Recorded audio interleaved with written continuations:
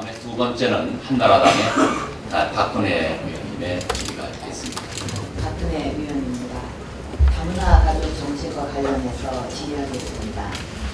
지금 우리나라에 거주하는 외국인이 100만 명을 넘었고 우리나라 전체 결혼의 약 11%가 국제 결혼입니다. 그만큼 이제 다문화 가정은 우리 사회의 중요한 가족의 한 모습으로 자리 잡고 있지만 많은 다문화 가족들이 언어 소통과 문화의 차이 그리고 사회적 차별과 편견으로 인해서 큰 어려움을 겪고 있습니다. 앞으로 다문화 가정이 대한민국에서 행복하게 살 수 있고 다문화 가정의 아이들이 자신의 꿈을 이루면서 우리나라의 인재로 성장할 수 있도록 정책적으로 지원하는 것이 중요하다고 생각합니다. 다문화 가족들이 가장 어려움을 겪는 것은 바로 언어입니다.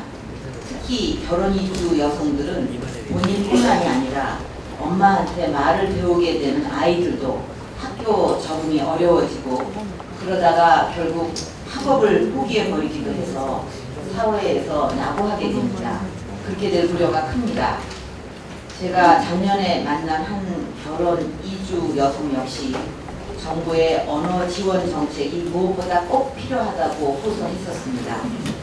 독일의 경우 결혼 이민자에게 무료로 600시간 언어 교육과 또 30시간의 적응 교육을 지원하고 있고 덴마크 경우는 3년간 무료로 언어 교육과 직업 교육을 지원하고 있습니다.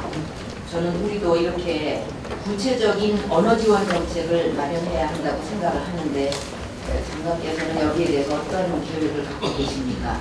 예, 전적으로 어영이하고 같은 생각입니다. 저희들이 보건복지가족부 장관으로 취임한 후에 하고 있는 일을 살펴보니까 전체 다문화 가족에 대한 시태가 면밀히 바뀌지 않다가 보니까 일부 시범사업 형태의 사업을 주로 하고 있기 때문에 다문화 가족 지원센터를 늘리는 한편 금년에 역점 사업으로 전수조사를 실시하고 있습니다. 이 전수조사에서 언어의 시태 같은 것도 면밀히 파악을 해서 필요한 만큼 단계적으로 지원해 나가도록 하겠습니다. 저는 복지라는 것은 궁극적으로 사회 구성원들이 자아 실현을 할 수 있도록 돕고 지원하는 것이라고 생각합니다. 다문화 정책 역시 시혜적인 측면으로만 보지 말고 그렇게 인식의 전환을 해야 한다고 봅니다.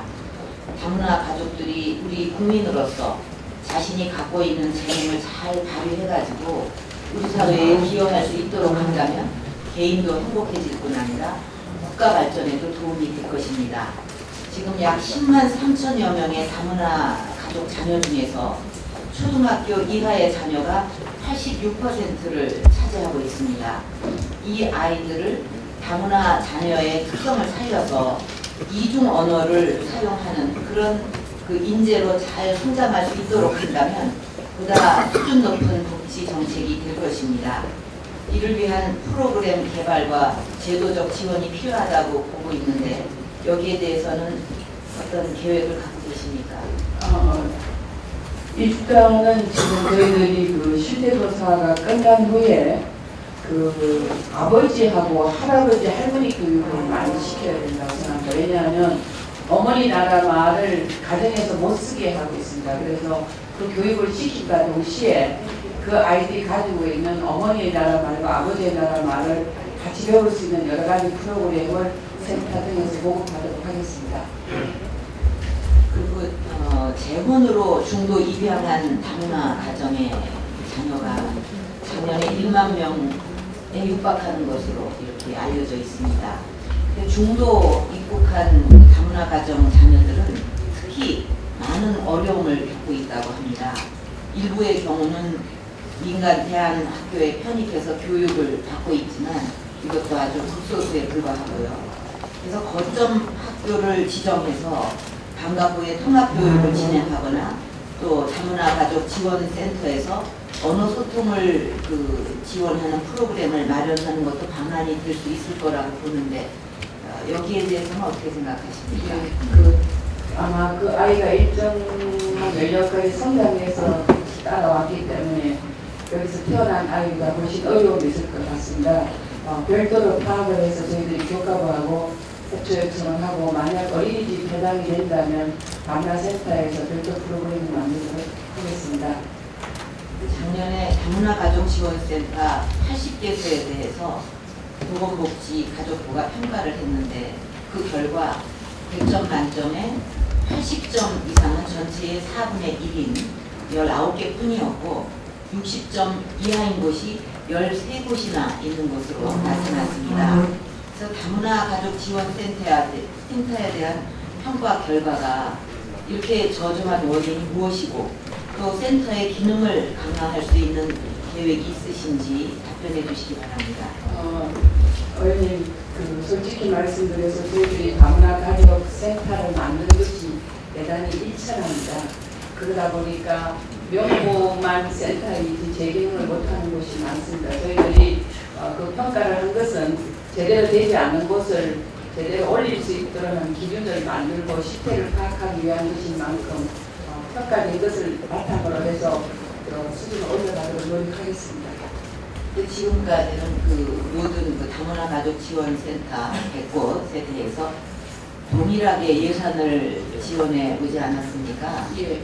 근데 앞으로는 이 다문화가족지원센터를 지원할 때 해당 지역의 특성과 센터에 대한 평가 결과를 반영해서 예산을 지원한다면 센터별로 특성과 장점을 살려서 더욱 활성화될 수도 있다고 보는데 이 점에 대해서는 어떻게 보십니까? 현재 지원이 미비한 수준이기 때문에 저희 차등 지원까지는 아직 생각하지 못했습니다. 앞으로 제대로 지원하면서 차등하는 것도 검토하겠습니다.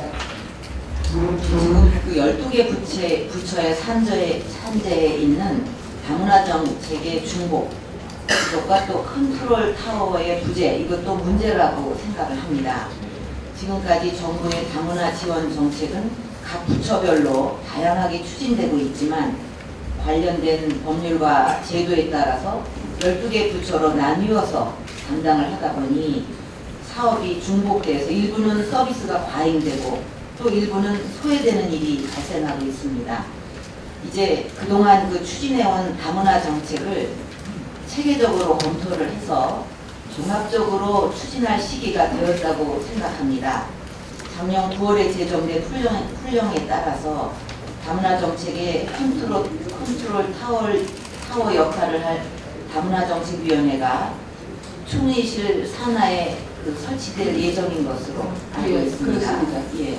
그동안 많은 위원회가 만들어졌지만 제대로 활동하지 못하는 위원회에 대한 지적도 많았는데 앞으로 다문화정책위원회가 컨트롤 타워 역할을 잘 해서 다문화 정책의 중복과 소외 문제를 잘 해결할 수 있도록 다문화 정책의 주무부처로서 힘써 주시기 바랍니다. 예, 그렇게 하겠습니다. 이상 마치겠습니다.